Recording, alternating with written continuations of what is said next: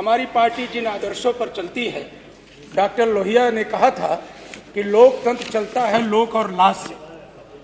लोकतंत्र की जो सबसे बड़ी खूबसूरती है मान्यवर, कि हम सब विभिन्न विचारधाराओं से चुन करके यहाँ आते हैं, लेकिन देश के हित में, राष्ट्र के हित में, प्रदेश के हित में विपक्ष जहाँ सरकारें अपनी नीतियों को लागू करती हैं, वही विपक्ष जो जन समस्याएं हैं उसको सदन के पटल पर मान्यवर आपके समक्ष रख करके सरकार का समुचित उत्तर चाहता है।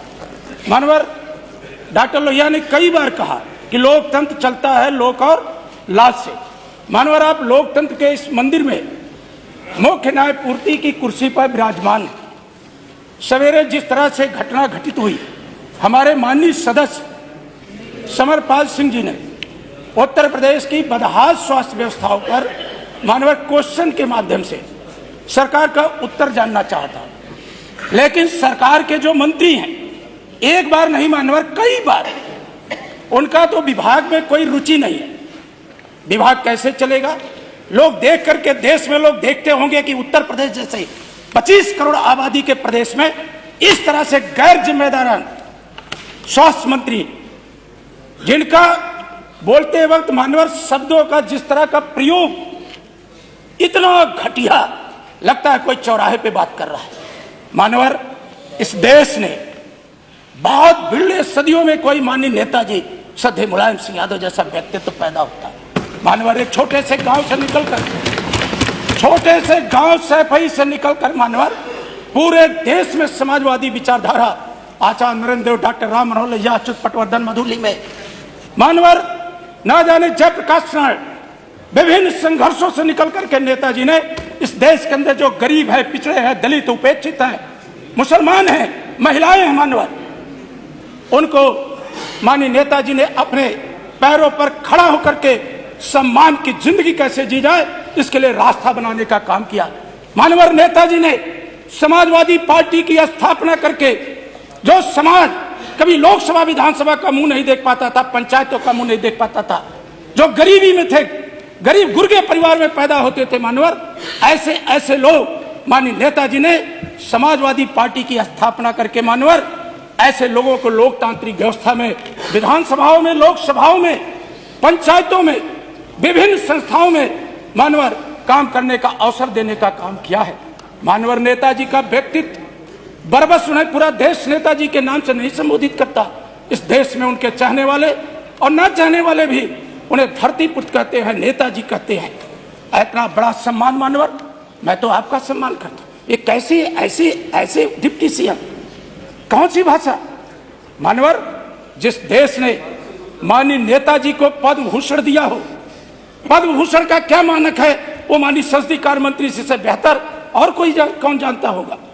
मानवर जिस देश ने नेताजी को मरणोपरांत उनकी सेवाओं के लिए, राष्ट्र में निर्माण में उनके योगदान के लिए पद्म भूषण दिया हो, भारत की सरकार ने, महामहिम राष्ट्रपति महोदया ने, खुद हमारे नेता माननीय अखिलेश यादव जी उस पुरस्कार को लेने राष्ट्रपति भवन गए थे। मानवर पूरा देश देखा था, खुली आंखों से।